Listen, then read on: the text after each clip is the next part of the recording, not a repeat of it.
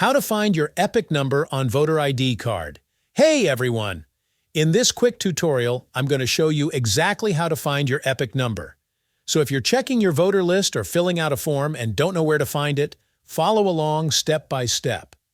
All right, let's dive in. First, grab your voter ID card. Your EPIC number is always printed on it, but its location depends on whether you have an old or new card. If you have a new voter ID card, look above your photograph on the left side. The number you see there is your EPIC number.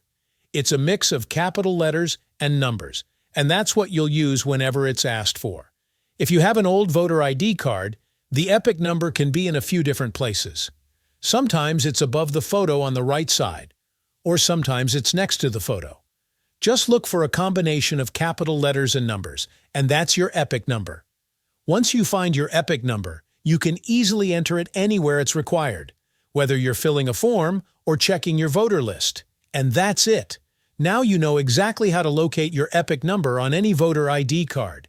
If this helped you, like this video and subscribe to the channel for more easy tutorials.